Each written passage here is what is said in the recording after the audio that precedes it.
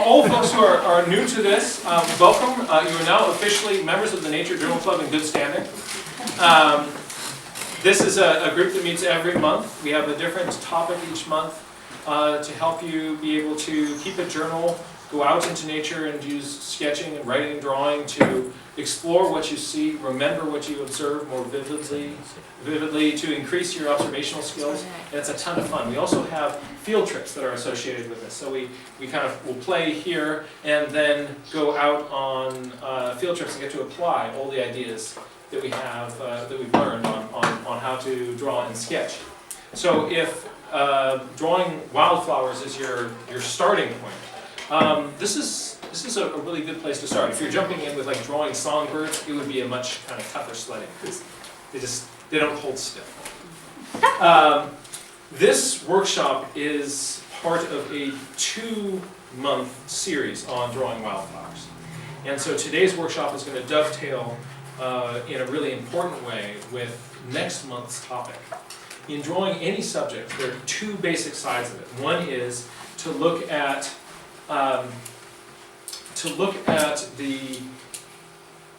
the structure that is underneath whatever you're doing. If you understand that structure, when people are drawing human heads, they're sort of figuring out like the eyes are halfway down the head and these sorts of things. And that really helps you be able to draw what you see. The same thing with plants. So we'll be looking at sort of the structural side of things. The other side of that is ways of kind of helping you see a shape and transfer that down onto paper. So there's looking at structure and there's looking at shape, and there are 2 different approaches to drawing.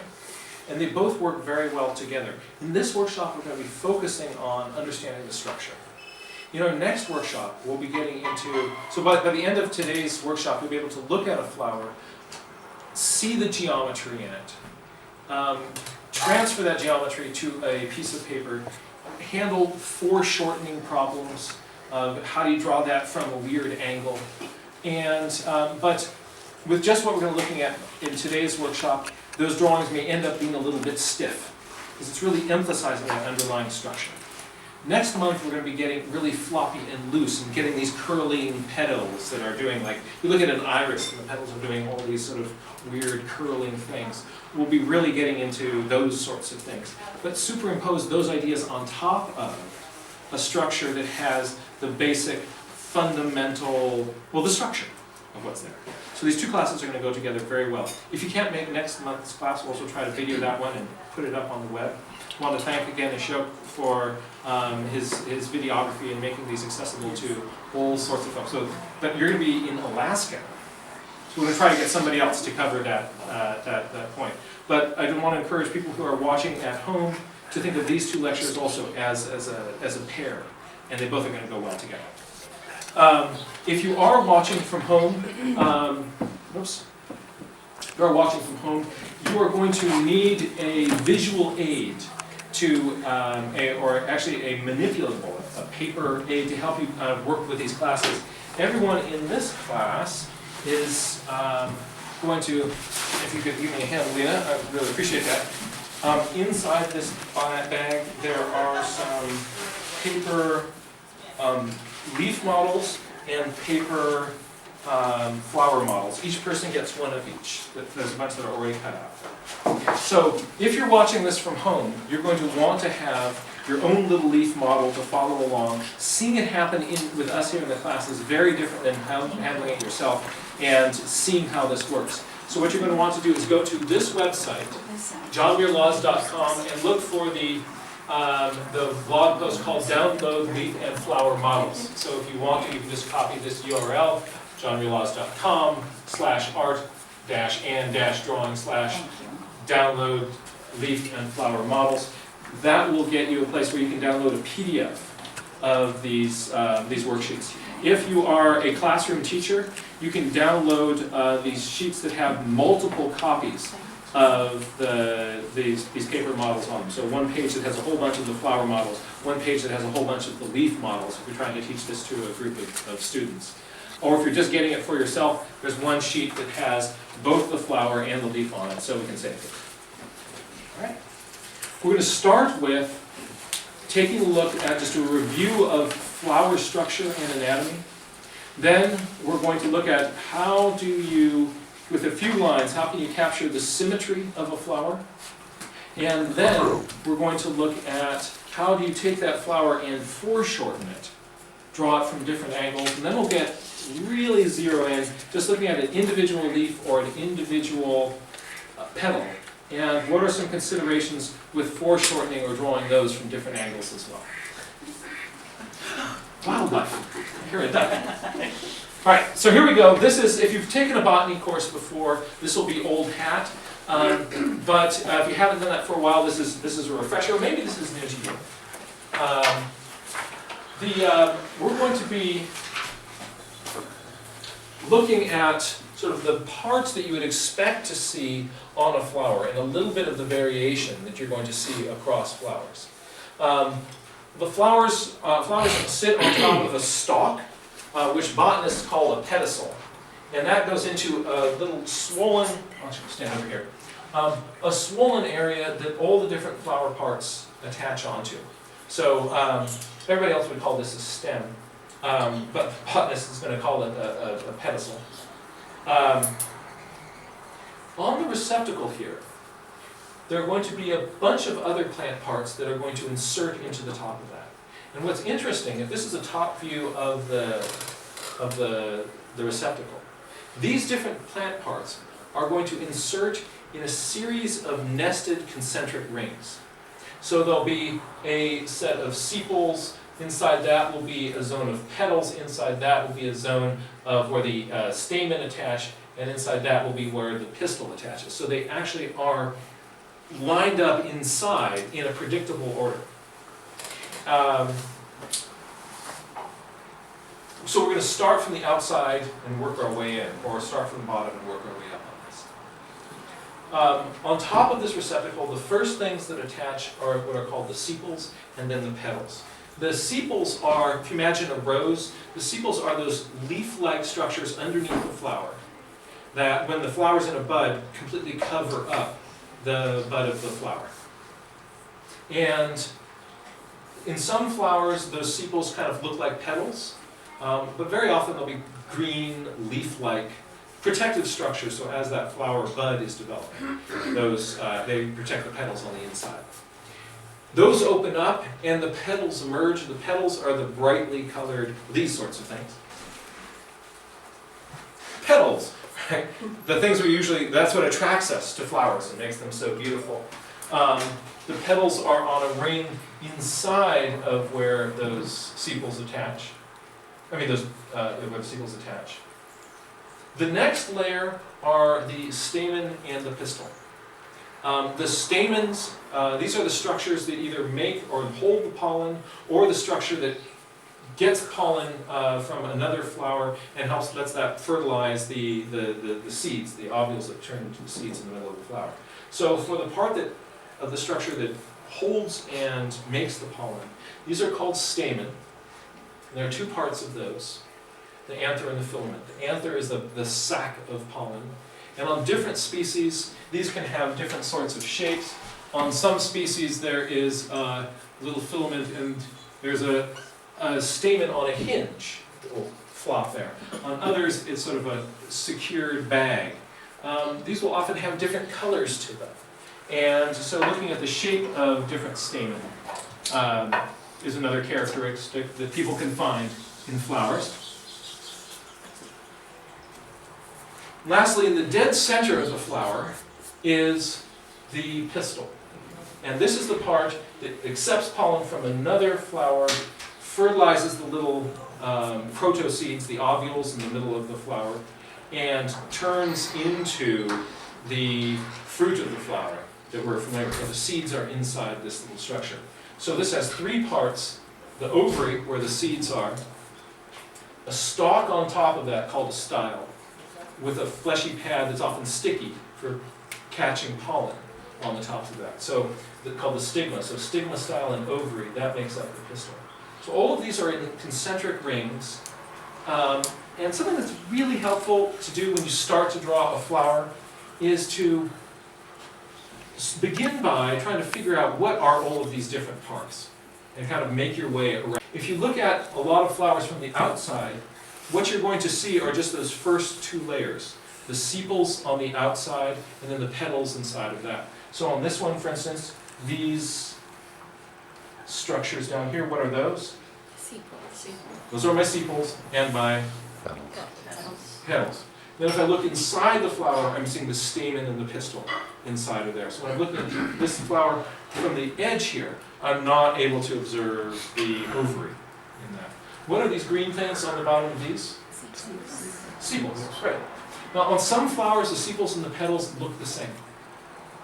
But you can still figure out which is which because one will be in a lower level and then on top of that will be another level. So in this pink flower right here, there are 3 sepals and 3 petals. But they're just in 2 kind of nested rows, one on top of the other. But on some flowers, imagine that my hand here these are the petals of the flower. The flowers which we're talking about, the ovary of the flower sits on the inside of that, so when you look at it from the outside, you cannot see that ovary. But on some flowers, the petals have fused over and around that ovary, attached onto them, and we now see them emerging above where the ovary is. So some flowers, when you look at them, you'll see the ovaries in here. Others, the ovaries down below the petals. They call this an inferior ovary, this is the superior ovary. Right? That's a very useful thing to look for. If you discover that your plant has an inferior ovary halfway through your drawing, you'll think, oh, I wish I saw that earlier. So, for instance, on these little flowers here, you can see this sort of green, swollen, spiky area here. That swells up after fertilization. Seeds are inside that. Right? So some plants, you look at them and you see that from the outside. So this, what initially looks like a little stem or a pedicel, is actually on this little orchid here. That is an ovary right below where all the flowers are. So you're getting here, you're not going to see some other separate ovaries. Figuring out these parts before you draw your flower makes for much easier drawing. There's one group of plants that really confuses people, and these are what are called the composites, the aster family of plants. You would look at this and you say, okay, these must be my sepals here, and here's my petals, and then here, this must be my stamen, my pistil, right here inside. You get in here with a little magnifying glass, and what you discover is that each one of these little bumps inside the middle here is a separate flower altogether. This is a cluster of flowers. It's a head of flowers. Actually, it's a head of flowers with inferior ovaries stuck into the top of a big receptacle.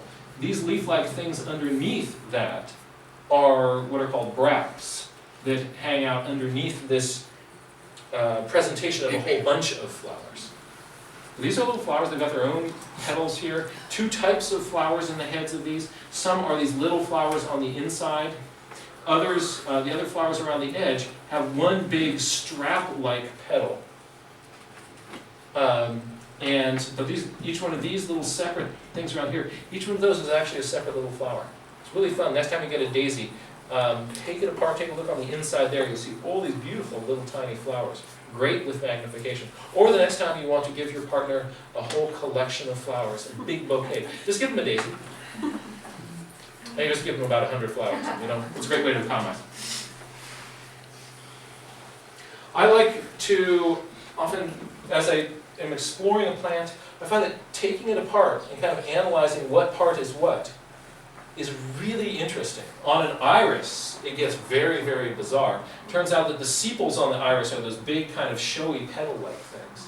And the pistil on the iris is another very sort of petal-looking thing. They're very, very strange. But you start to pick these things apart. Here, looking at a milkmaid's plant, the structure of the stamen and the pistil. Doing little inset will pull you into this micro world of just wonderful structure. And I want to encourage people to check that out as sort of a starting place in introducing yourself to a plant.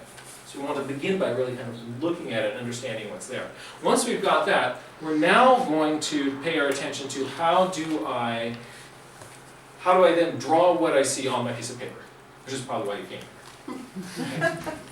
So, here we go. We're going to start with looking at the symmetry of flowers. How can I, if I want to draw this flower, how can I do it so that I get this wonderful sort of threefold symmetry here? How do I capture that in my drawing? What I usually start doing when I look at a flower is to see if I can see the circle around the edge of the petals. I want to initially simplify a flower to a circle for two reasons. The first is that I'm going to show you a bunch of ways of really sort of simplifying how to kind of work out the symmetry of most of the flowers that you'll see around a circle. The flowers that you're usually going to encounter will either have 3 petals, 4 petals, 5 petals, or 6 petals. And we'll look at how you kind of break that kind of symmetry out and be able to draw that symmetry accurately. The second is, in just a moment, we're going to be foreshortening these flowers. So here I'm looking straight down on top of this flower. This is kind of this really isn't how you see flowers in the field. This flower would normally be cupped up like that. For this illustration, it's flopped over like this. If you want to draw the flower at the real angle that you see it, we're going to be getting into flower foreshortening. Hey, welcome. So here we go. We're going to start with a circle here. I look at a flower and I say, all right, the outside tips of that are a circle. And if I can come up with some simple way of simplifying the geometry of that flower, then I can get in there and start to draw the details of it and have that symmetry still work at the end of my drawing. If I just start drawing one petal and then the next petal and the next petal without having a map of where I'm going, it's really, really easy for me to end up getting a drawing that there are good details, but the proportions of that flower don't work out. I'm not able to capture the symmetry of it. So I will very often start a drawing with essentially a circle, and what I want to learn how to do is to space dots around that circle so that I'm dividing it into equivalent sections. And I'll be teaching you how to do this in just a moment. So this is useful if you ever have to cut up a birthday cake or a pie or a pizza and you don't want to cause a fight with your friends. I can do with those dots, once I've got that structure, if my flower has very skinny petals, then I think of each one of those points as kind of showing me, this is where this petal goes, this is where this petal goes, this is where this petal goes. If they have broad petals, I use those same guidelines to help me find the edges between the petals. So, rather than say that this is the tip of this petal, this helps me to sort of say I've got one edge that comes up here, so I've got a 4-petaled flower. I've got my first petal that kind of comes in here, the next one is going to come in here. This helps me very quickly get the symmetry of that flower locked onto my page.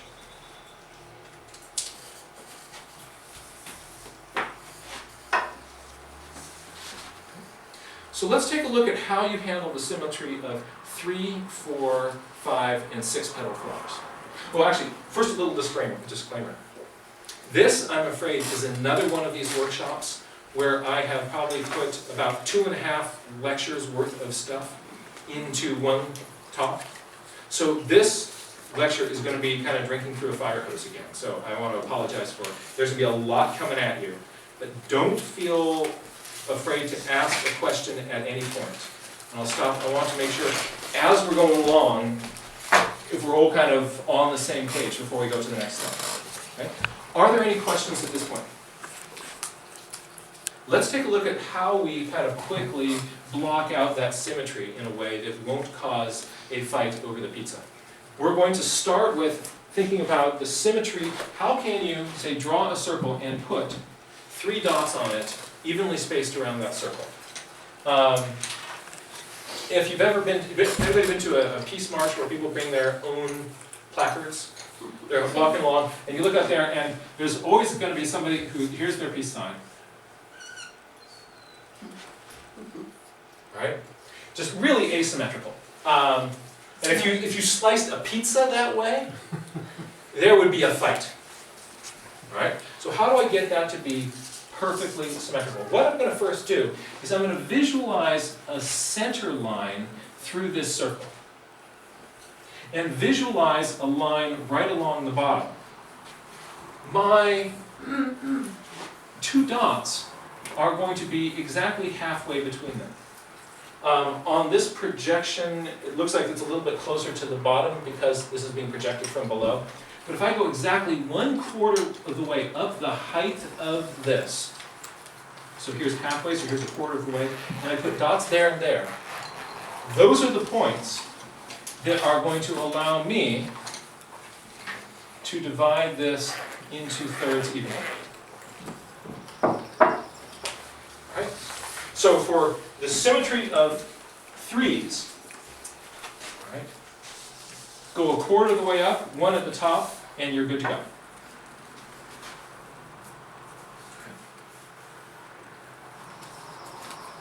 How would you do 4-fold symmetry?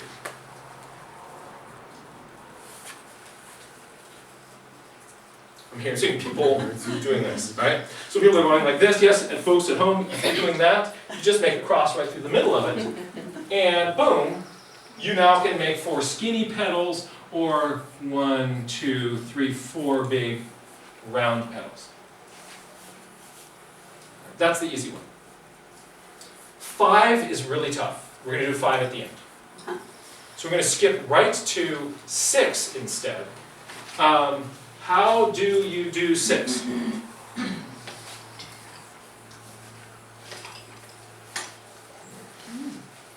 Halfway between the 3s?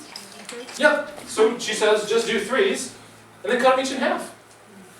Right? This is actually a lot easier than trying to do, I'm going to do 1/4 from the bottom and 1/4 from the top. Do 3 of them, and then cut each one of those spaces in half. You now have 6-fold symmetry. Notice also that when you do this, you end up with 1 point being directly across the circle from the next one. So for every petal, there's going to be another sepal directly across from it. So you get this sort of opposite side symmetry going on. So everything so far has been mathematically precise. Right? The Pythagoreans would look out at that kind of symmetry and think, oh, this is beautiful. They thought that looking at these sort of perfect relationships between numbers, they're kind of looking into the mind of God. And then they got to the problem of how do you take the circle and divide it into fifths, and all of a sudden it gets really messy really fast. Right? So for this one, it's not going to be one of these precise, go 1/4 of the way up and boom, boom, you're there. This you're about to see is much more messy. What they had done is they had discovered irrational numbers. And so here's what you have to do. Again, visualize the halfway point. And what we're going to do is we're going to make a line a little ways up from the bottom. And we're going to make another line a little bit more than a little ways up from that center line. Right? So you see that's kind of really squishy. But it gets us close enough there.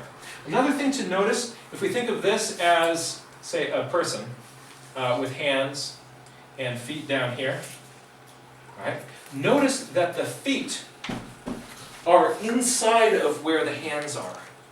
So if I track up from this, right, the hands are further out that way. So on my circle, boom, my hands are out here, my feet are going to be closer. I'm not going to put them out here, down from that. They have to be closer inside here.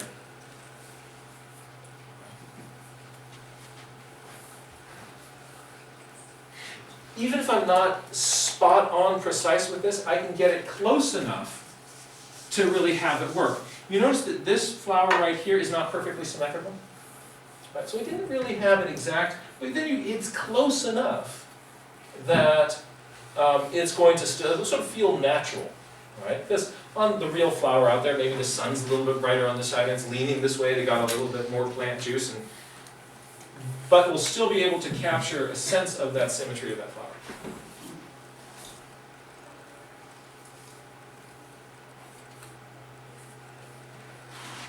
So that's 3, 4, 5, 6 symmetry. Some plants have more petals on them, but on those ones, you'll find there are things like asters and things, where the number of little petal-like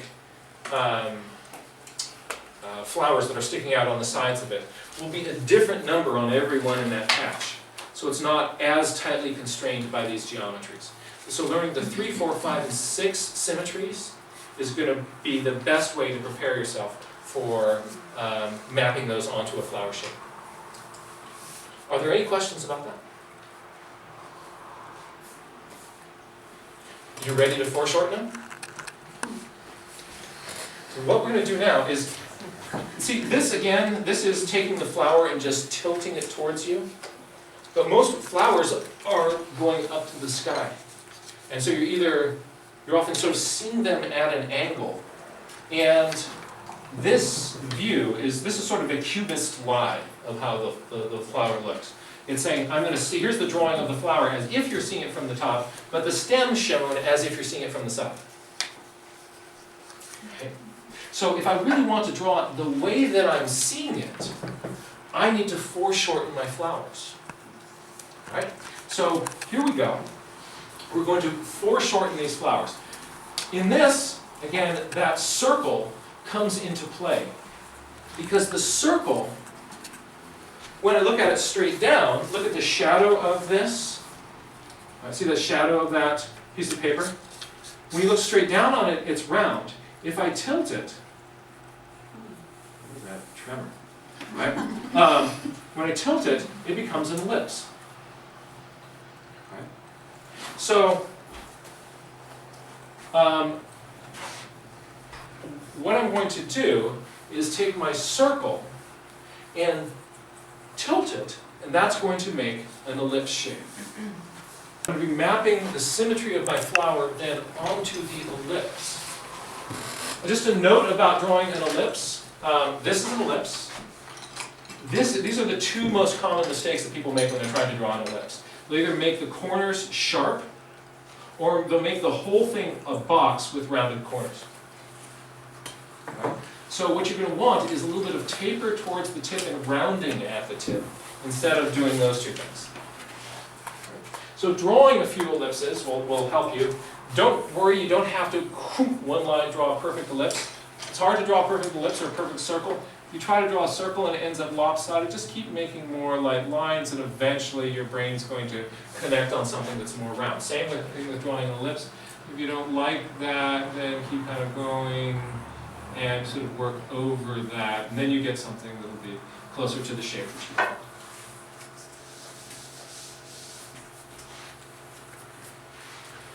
So when I have my ellipse, I'm then going to, if this had been my points for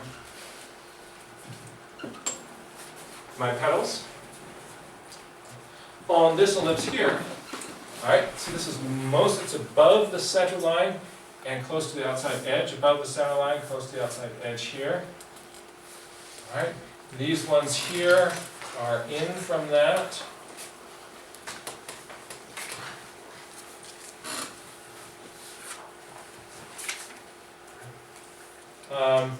We're going to take a look at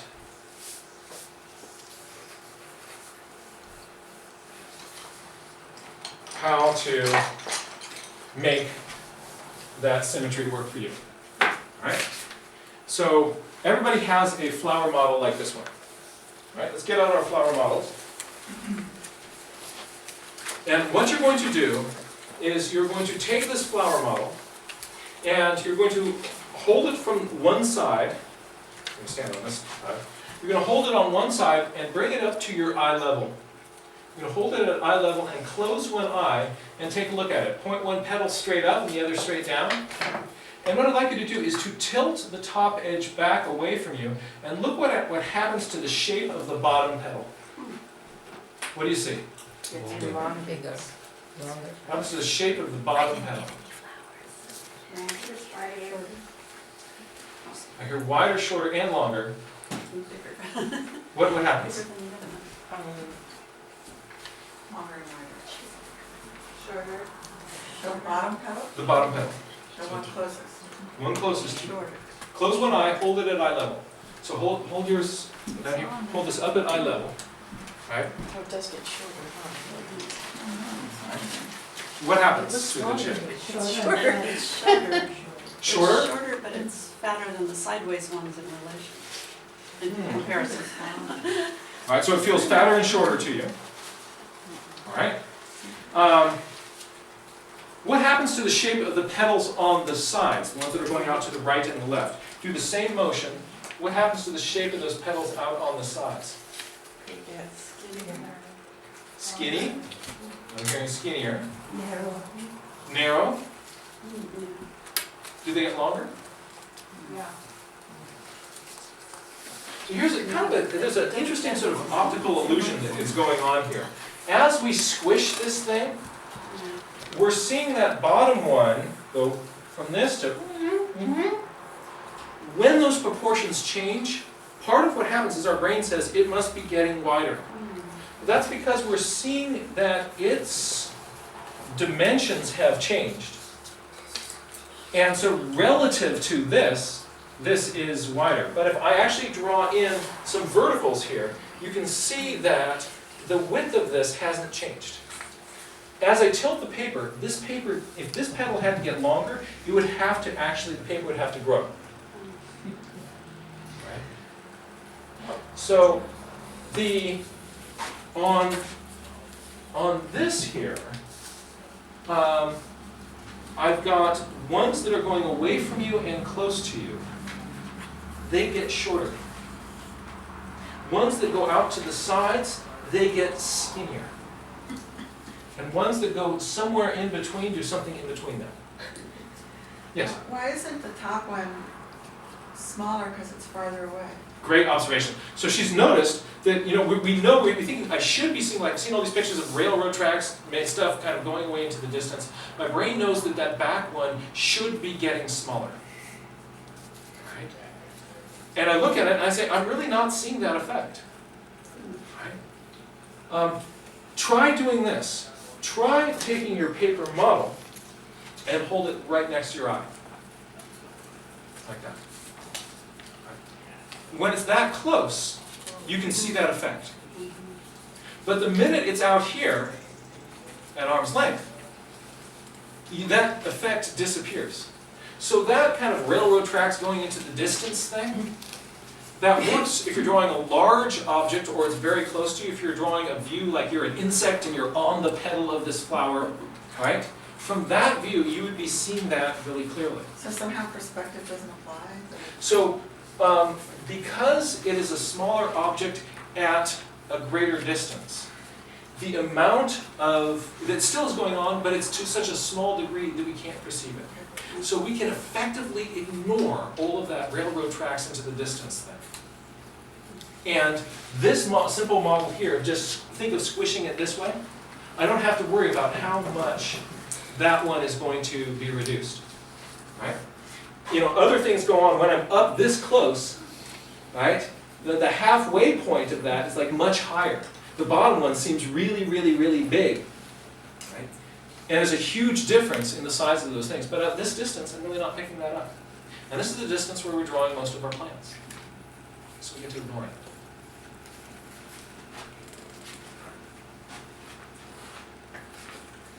Does this diagram make sense?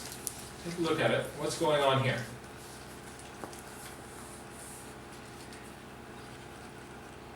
As you look at it, on this side, the hand parts seem to be much wider proportionally than the other three petals, and the 2 feet parts are skinnier than the head part.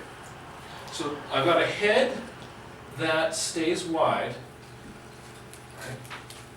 My hands are getting progressively skinnier because they are closer to the edges out here.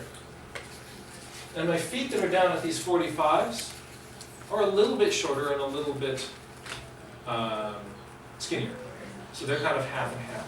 So if I'm out on the sides here, I'm going to get skinny. Here, I just get shorter. And out at a 45-degree angle from those, it's going to be a little bit of both. Can you see that there in that model?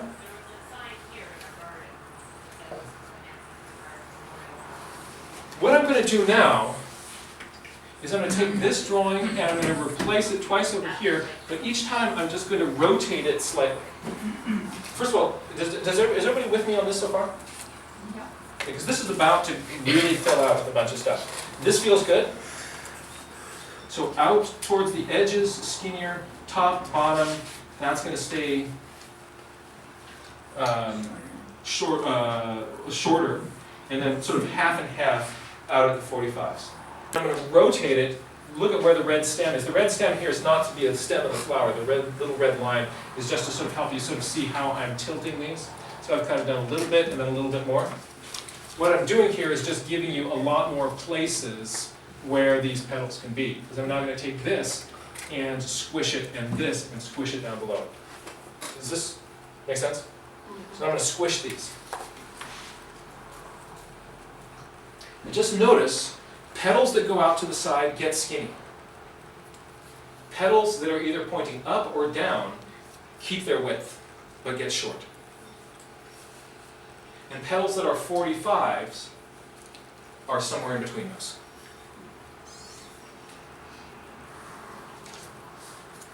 Now notice, this is a really good, kind of another really interesting observation, is let's take a look at not what happens to the shape of the petal, but to the shape of the negative space, the shape of the gap here. Look at how different that is. So it's not just that the petal gets skinny, the shape of the gap between these petals just got skinny. Look at the length of the line around the edge. See how these little line segments here are all the same? Look at what happens over here. That's counterintuitive, isn't it? That our brain wants to keep all those line segments the same length. And that's why, when you go to draw this, this will be what you're actually seeing, but your brain is going to want to retranslate it into this. That's why when people are looking at a flower that is at an angle, they will draw it as if they're seeing it from the top. Your brain is compensating for the fact that this is what you're really seeing, but your brain is going, oh no, no, no, no, I know it really is this shape. What that is what your brain is trying to maintain is what's called shape constancy. And your brain is, like when somebody throws a frisbee to you, and it's kind of wobbling in the air, your brain isn't going like, oh my gosh, it's wide now it's a pancake, oh my gosh, it's morphing in the air as it's coming. You just say, oh, here's a disc and it's coming towards me. Even though I'm seeing these different angles, my brain is maintaining that, even though the sense information that I'm getting is different. All right? I'm maintaining that as that flat disc, and I can reach out and I can grab it. But what happens when we go to draw things is we'll be seeing something like this. And our brain doesn't like all these spaces being different. It wants to draw this. So knowing that the negative spaces and the petals out on the sides are going to get skinnier, and the negative spaces and the petals on the top and the bottom are going to keep their width but get shorter, is very, very, very powerful.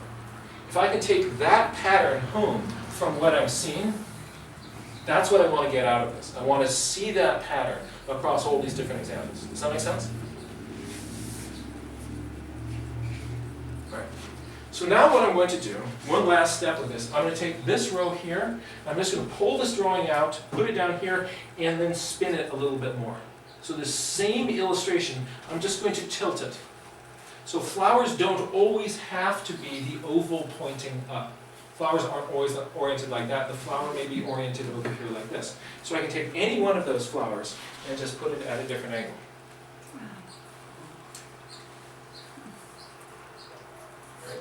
But notice, the same things apply, but here I'm not thinking top to bottom, I'm thinking from the short axis or the long axis of this oval. Okay. So the short, big space, small here, all right? Look, this axis here, there's my big wide one, here's the big wide space. Here is skinny petal, here is skinny space. Those same things apply.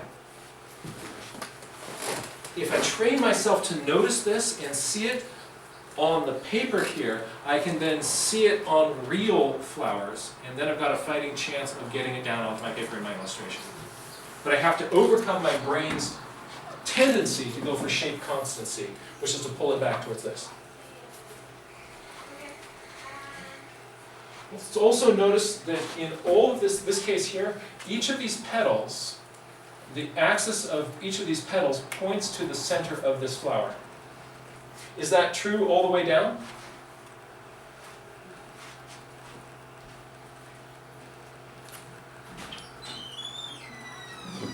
So on each flower, even when it's really foreshortened, the axis of that petal points right there to the center of the flower.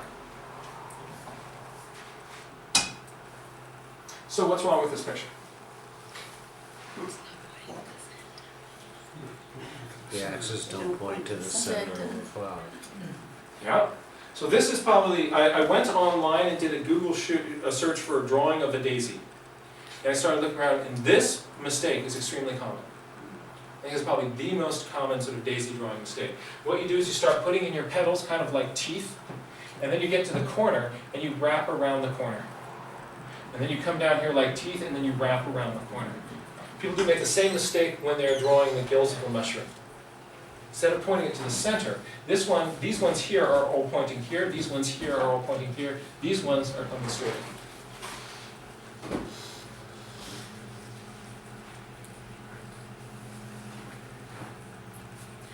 Also, there's no skinniness happening in these.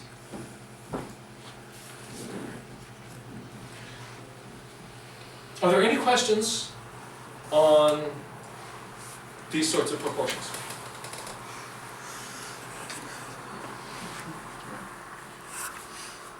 Either you're terrified or you're understanding.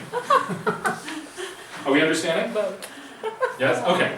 So, all right, what we're going to do now is this system of thinking about how do these shapes change, this will solve all of your flower proportion and foreshortening problems as long as the petals that you're looking at on your flower are in a flat plane. Right? But that's not always what we see, right? So as long as the petals are all on a flat plane, this works great. But let's say you walk out there and you see a poppy, right? Or a flower that's eventually going to be in a flat plane, but it started with its petals all folded up, and then they were in the process of rocking out. And the petals are in a cup. You're going to take your little flower model. For friends at home, what you're going to do with your flower model is make a cut from the edge of the circle to exactly halfway through the circle. So to the point, the spot in the middle of the circle. You're going to take this, you're going to fold it over and make a cone-shaped 6-petal flower. Hold it with your hand at the overlap part, and hold it so that at one petal it goes straight up and one petal goes straight down.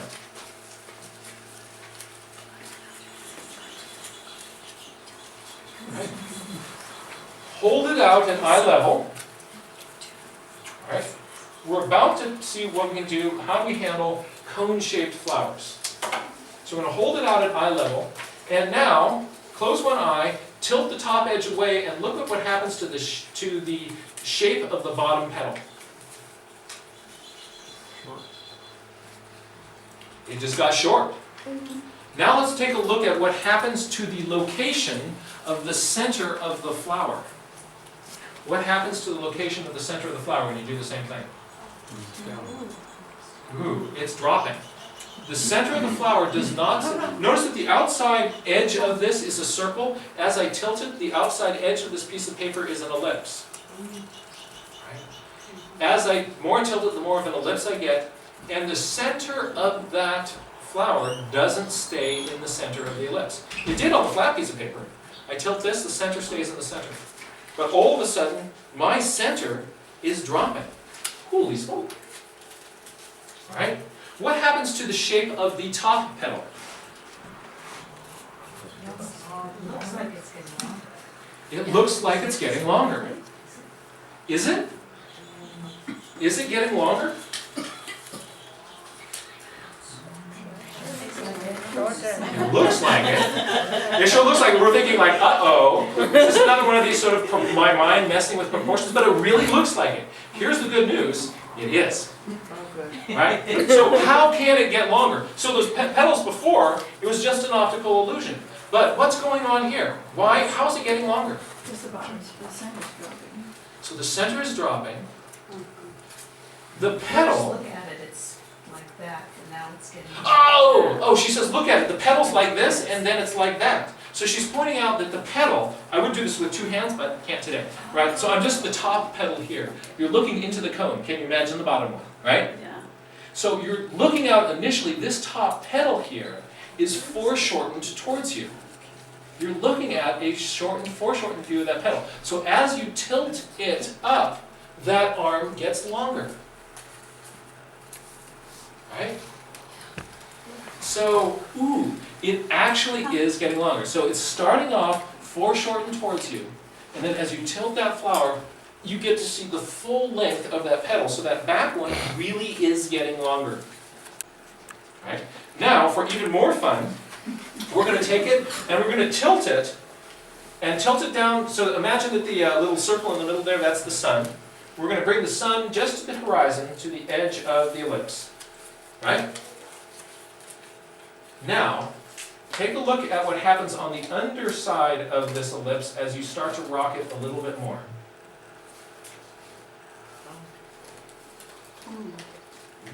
What do you see?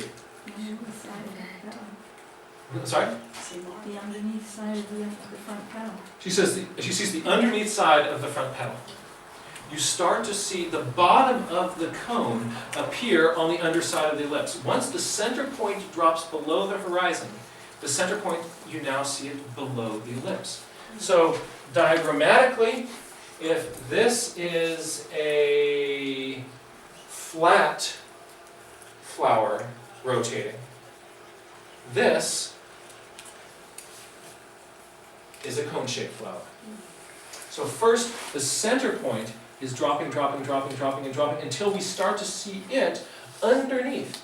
The more we turn it then, we get more of the underneath until we see all the underneath side.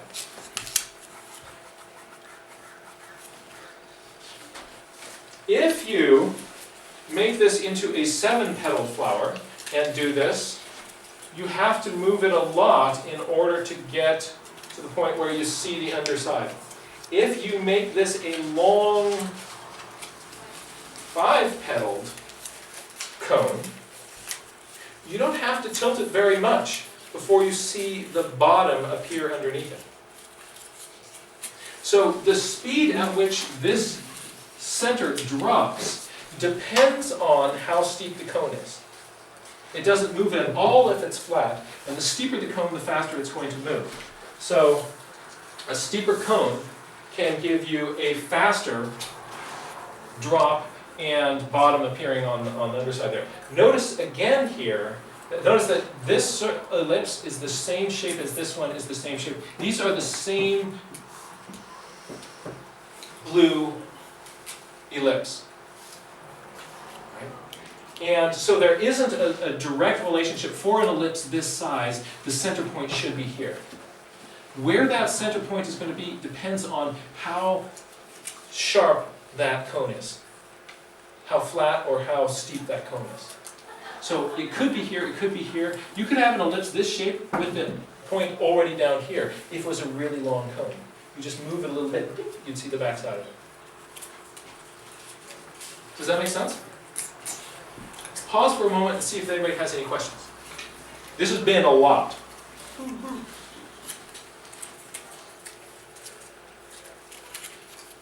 Yes? I guess the question is, we can look at the video.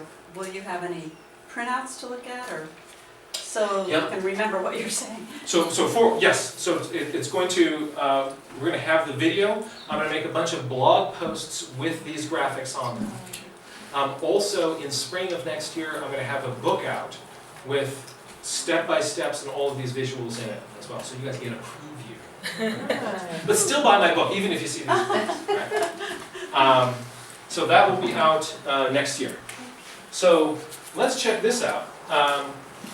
Let's do a step-by-step of how we would kind of draw and construct a cone. The two most important things to get, when you look at the cone, is what is the shape of the ellipse and how far down is the bottom point.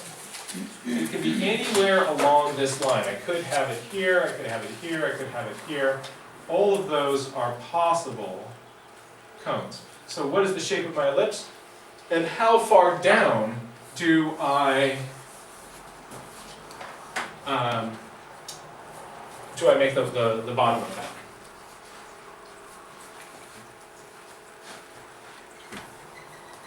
Now, remember with the with drawing those flat flowers. Let's say here's the flat flower, and it's 5 petaled.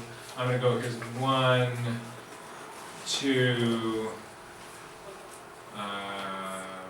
3, 4, 5. So I've just put 5 dots around my 5 petaled flower here. And that helps me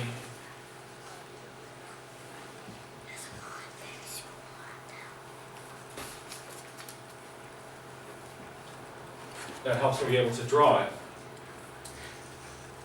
Those dots went around, for the tips of those petals, they went around that ellipse edge. It's going to be exactly the same thing for this 6-petaled cone-shaped flower. I'm going to take my 6 dots and I'm going to space them around the edge of my cone here. I'm going to try to avoid having, I've got a dot here, trying to have another dot right above it. These dots are going to be the tips of my petals, and when the petals line up exactly, I get this sort of effect, like here is my close petal, right? And here's my back petal. And that's visually confusing. But if I just offset them, so one's here and one's here, just a little bit, that is going to help. Now to help me figure out which direction my petals are going to go, I'm going to draw a line from each of these dots down to the bottom of the cone.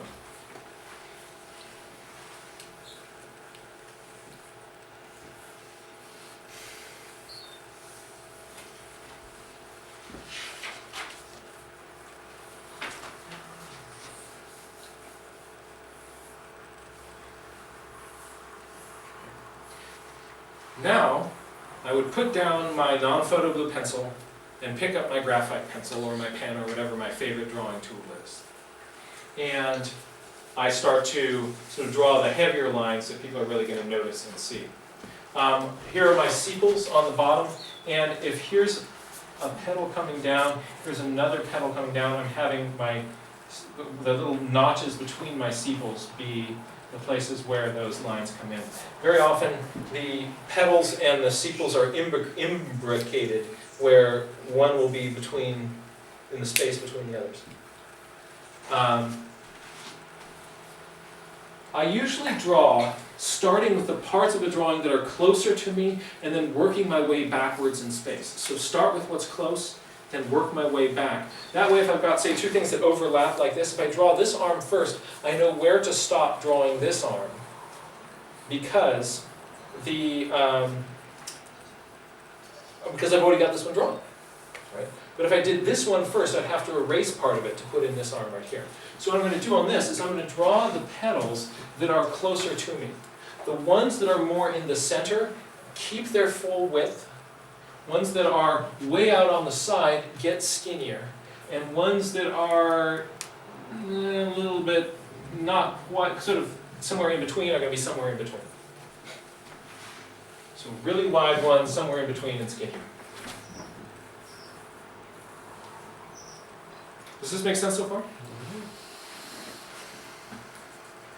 See, some people are sort of following along, so I'm going to give you a moment to kind of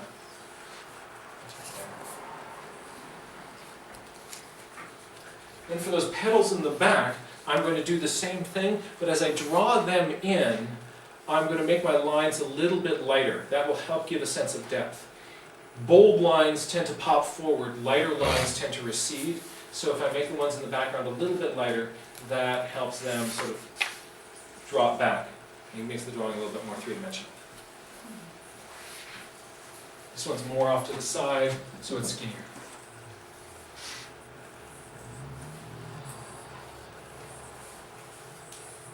If there are stamen and pistils and those sorts of things inside the flower, they are also going to be concentrating, attaching down here. So I trace those lines pointing to the same point.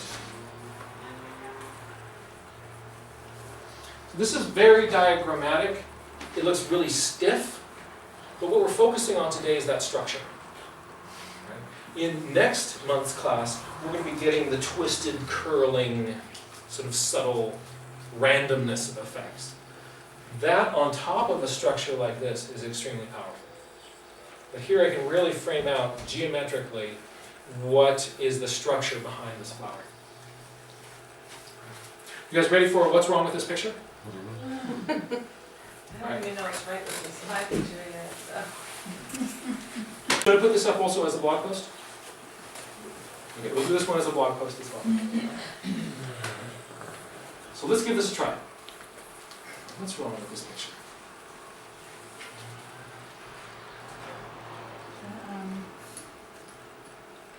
The tip of the cone looks strange.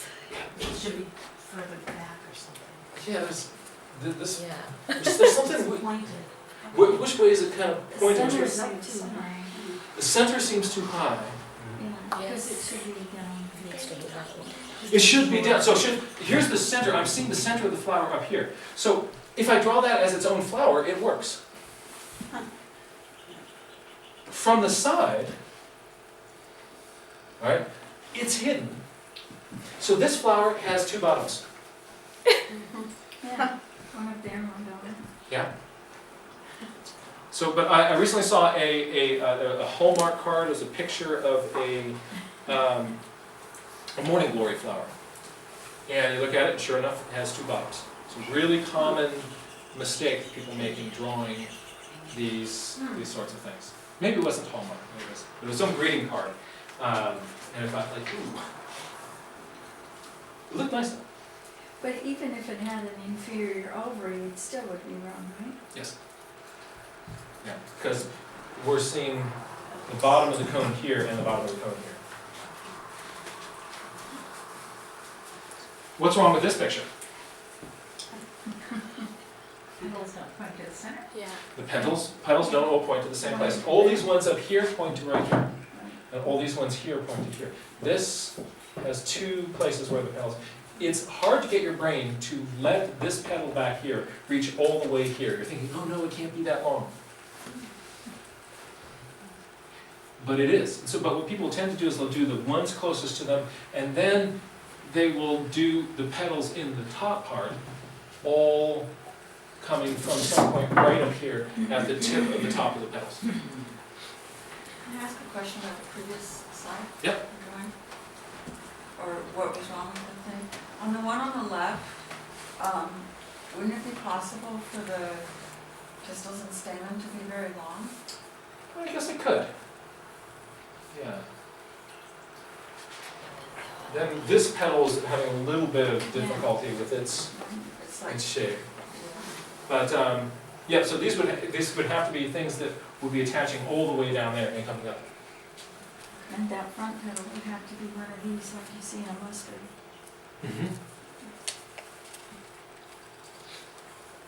What about this one? No, they're not in the center. The back row of petals is drawn like you did before, the series of teeth. Yes. So these ones are straight in like teeth, then wrapping around the corner, instead of all pointing down here. Very, very easy mistake to make.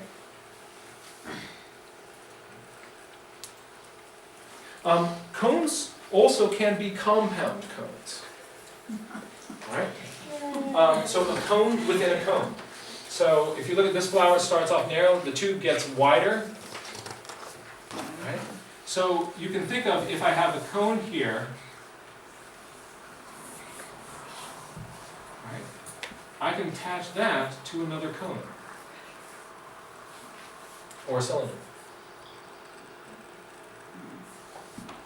I could even take a flat platform, so here's a flat pedal shape, and attach that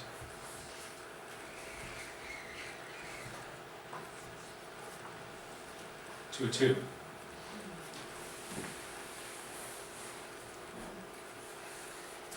So you can make compound cones and insert them into each other to capture the, so if inside view, if a flower is doing this, that's one cone up here and that's two cones here.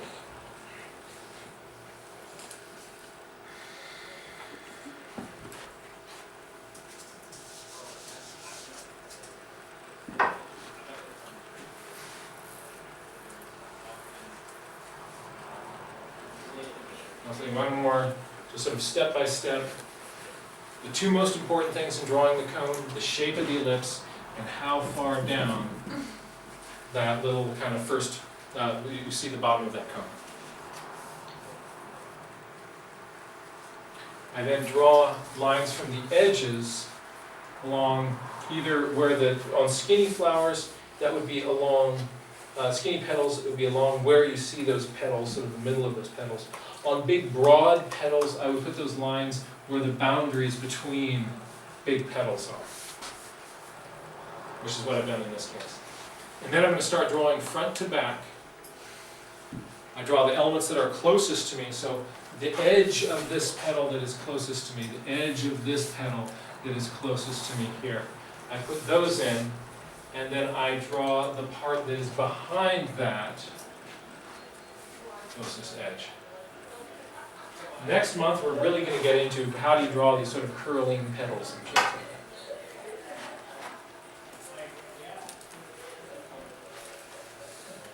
that. Next, what I'll do is take what's behind it and stick those petals back here, and I'll tuck them in behind that front row that I've made. I find drawing front to back on lots of things just makes that process so much easier logistically.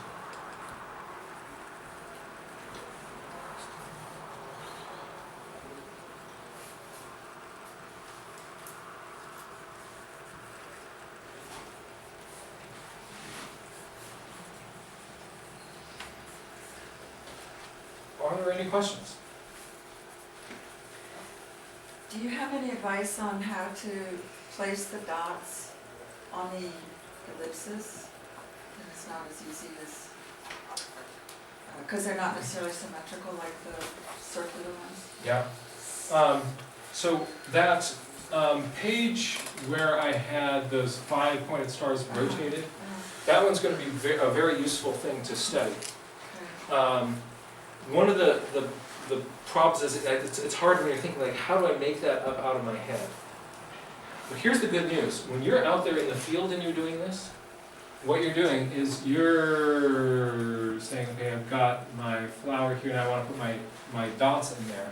You're not going saying to yourself, where should they be? You're looking at that flower in front of you and you're saying, where are they? Okay. Right? And then you say, like, oh, on that flower that's right in front of me, I see, all right, one is over here, one is over here.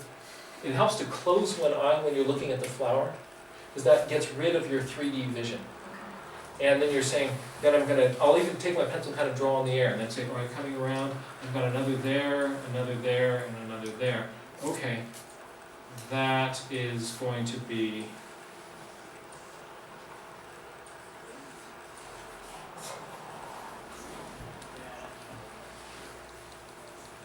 what my flower's going to do.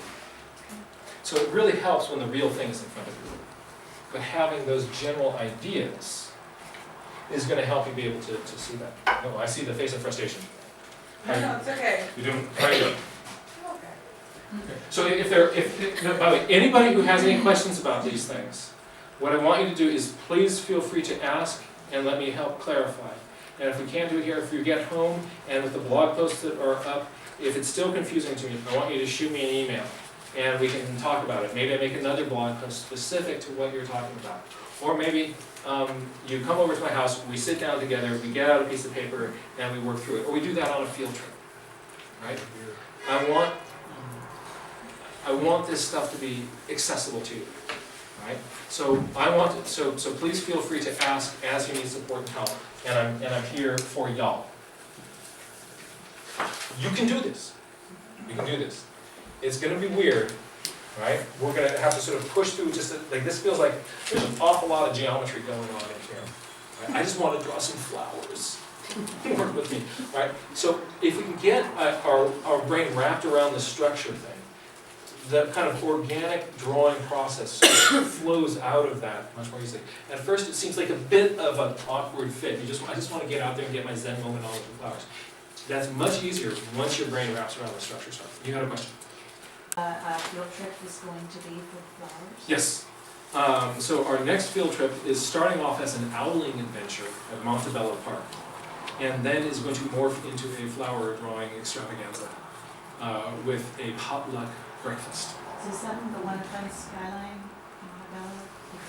Yep. When is it now? That is on the 26th, I think. At the end of the slideshow, I've got the date, as sort of a reminder.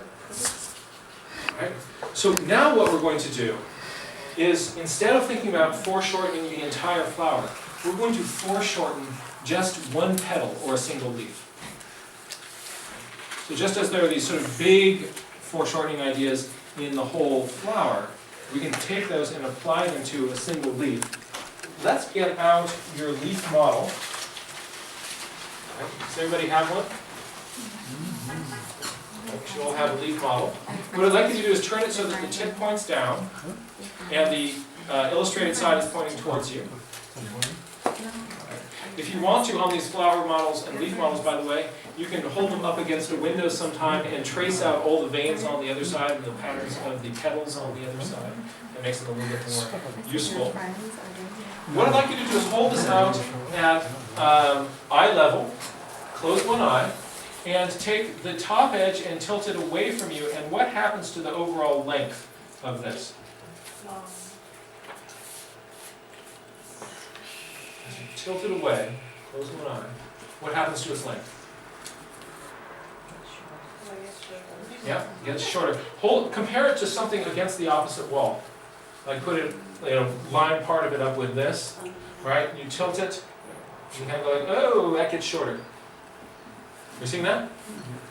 What happens with how sharp the tip of it is? What happens to the sharpness of the tip?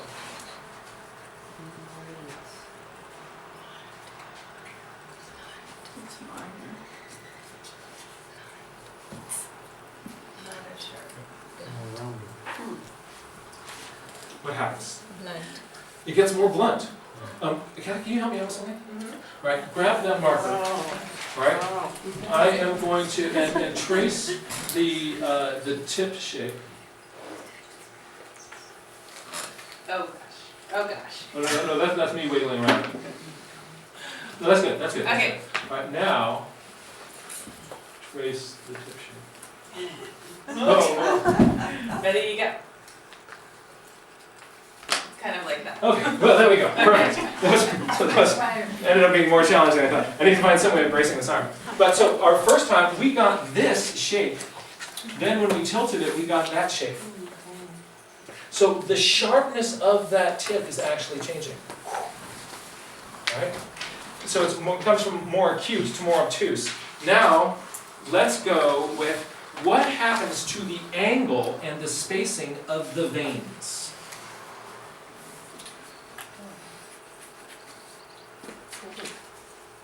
What about the spacing of the veins? Closer together. What about the angle of the veins? Isn't that weird? Yeah. I hear people saying it straightens out.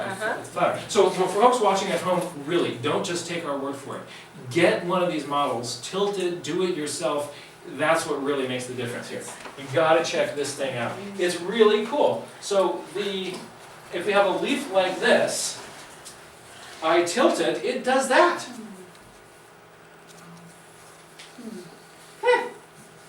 Look at how much easier it would be, how much more difficult it would be to bicycle up this slope than this slope. Isn't that cool? Whoa. Right? And so what's going on there with that change in angle? Imagine a rectangle and I've got a diagonal line that goes from the top corner to the halfway point. Right? If I squish that down on just one dimension here, this line still goes from the top corner to the halfway point. That line between them has to change its angle as it keeps those same landmarks on the edges. That's why the veins are changing their angle. They have to, because I'm just squishing one dimension. What about for this angle? If I hold my leaf up this way and tilt the top edge away from me, what happens then? What happens to the sharpness of the tip? Gets sharper. Ooh. What happens to the width of it?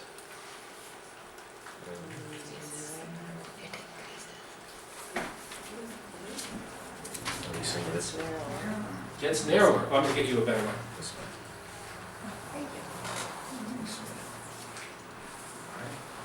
Isn't that fun? It's all fun. So some counterintuitive stuff that's going on there. These things are really kind of morphing and shape-shifting, changing the acuity of angles right in front of us. These things getting more flat in the angles. And I don't have to think about this sort of 1 point or 2 point perspective stuff, unless I'm right up there on top of that leaf. I can just simplify it for myself, think of how that's going to act if I scrunch it just on that top-down axis. Pretty cool?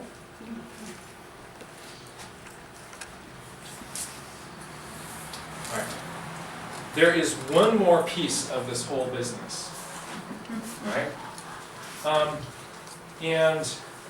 But let's kind of rewind for a second. We have just done a tremendous amount, right? We looked at a lot of aspects of foreshortening. We have things changing right in front of our faces in some pretty counterintuitive ways. If you're feeling, that's nice, but my brain is full, it is okay to switch off your brain right at this moment. So if you're at home and you're thinking, okay, that was enough, right? It's okay to go like watch that video over there with the cats, right? But if you're tracking so far and think, okay, I'm ready for a little bit more, I've seen this before on one of your other videos, here's the new material, right? Brand new stuff. And this is not essential for your life and happiness. I went through almost all my adult life until just a matter of months ago when this really crystallized in my head and went, oh, that's what's going on. This is one little part of foreshortening leaves and flowers that was giving me trouble, and I couldn't figure out exactly what it was. And I kind of danced around some ideas in a few ways, but I think I've really got it now. And but this is icing on the cake. Like if you go through my Sierra Nevada field guide and you look through those drawings, you realize, ooh, he didn't know that trick when he was drawing this. Right? And nobody's complained. But had I known it, it would be even better. So if you want just a little bit more, one more thing. So here we go. Alright? So I've got this little shape and I foreshorten it. And I'm thinking to myself, okay, so the top one is vertical, it's going to compress this way. These ones are out to the sides, they're going to more kind of keep their length, they're going to get narrower. And these ones out here, they're going to be a little bit shorter and a little bit skinnier here. And this is sort of what I was doing before. Right? But there was something kind of weird that was happening, and I could sometimes see, I would think I'm seeing like, am I, and then I go, oh, no, my brain wasn't wrapping around. And what it was is, what is really happening, especially at these kind of intermediate 45-degree angles, I spent a lot of time focusing on what do they do on the edges, what do they do on the top. But there's a special thing that actually starts happening at the 45-degree angles, and these leaves are going to help us see it. Right? If I take this group of leaves here, and I take this whole, if I do select all, and just squish them on this axis here. This is starting off bilaterally symmetrical. Will it still be when I squish it? So I just take this whole thing and just squished it that way. Would it still be symmetrical? Yeah. What about this one here? If I take this and I just squished it this way, would it still be symmetrical? Be shorter, but it would still be symmetrical. So the interesting thing, though, is what happens in here. What my brain was doing is it was saying that's symmetrical, therefore these ones must be symmetrical. And I was just assuming it. Right? But let's take a look at what really happens. Let's squish them even more.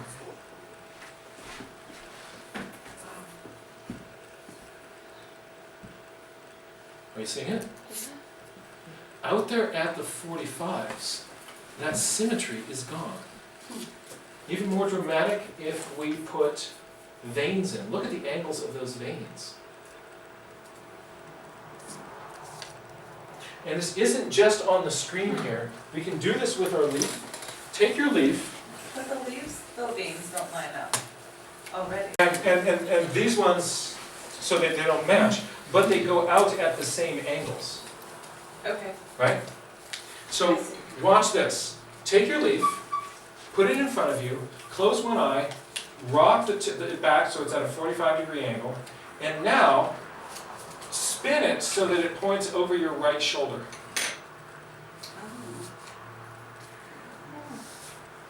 So again, you're going to rock it back, and then keeping it at that 45-degree angle, you're just going to put, imagine there's a pin through the middle of it, and you're going to rotate it until it points over your right shoulder, keeping it at that angle, and look at the two sides. Wow. Is that crazy? Can you see that asymmetry effect? Raise your hand if you're not seeing it, I'll just help you kind of get the leaf in the right position. Are we getting that? Yeah? Right, so I had this, so what this means is that, we see it here, we see it with that real leaf model. If I take a photograph, I take a leaf and spin it around, put it on a little platform and rotate it and photograph it at different angles, we see this side here that's shorter than this side. There's an asymmetry that is happening right there in that leaf. So instead of seeing this, what I'm really seeing is that. Especially at the 45s, I'm going to get the two sides of that leaf to be different. The angle of this coming down. So this, a long straight side, and then a sharp corner. No sharp corner here. A sharp corner up here. All of these are accurate. Right? And just sort of notice, the more that it's out at the 45, the more you're going to see this effect. And what that has to do with is that this side is pointing towards you and is foreshortened. Isn't that weird?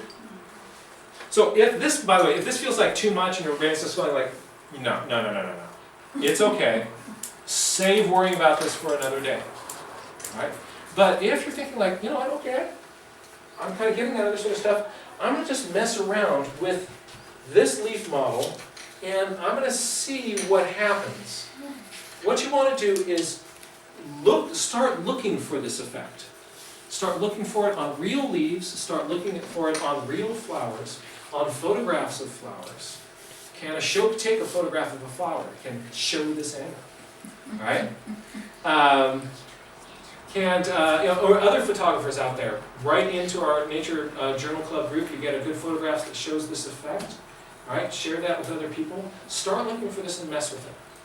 The other thing that's going to really help is you just take this flower model and this leaf model and just start playing with them. Start playing with them.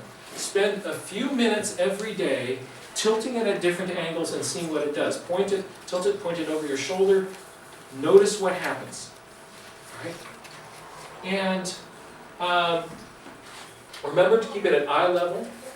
Remember to close one eye. Just get yourself to play with it on a regular basis. Now I know that everybody's day is full. Right? There is no time to do this, so if I just tell you to do this, there's not going to be any time in your day where you're going to say, like Leah's be thinking, I could be drawing a bird right now. Right? Alright, so she's not going to be out there, right, playing with this little paper model. So here's what I've discovered, that the only time to really kind of get yourself to do this, you just take your little paper model and put it on the back of the toilet tank. And you're going to have a little time where you don't have your sketchbook, right? And just mess with it a little bit every day over the course of a week or two, and this will become something that your brain automatically will start to see and intrinsically understand and feel. Just by looking at it and looking for it. Look for the changes in negative spaces, the changes in sizes, the changes in the symmetry. You'll start to see it. And then this becomes automatic. Alright? So just mess with that. Piece of homework number 2 is I would like you to do 5 sketching, sort of 5 symmetry and foreshortening studies based on real plans, ideally. If not based on a photograph. Right? But ideally based on real plans. Mess with these ideas, play with it.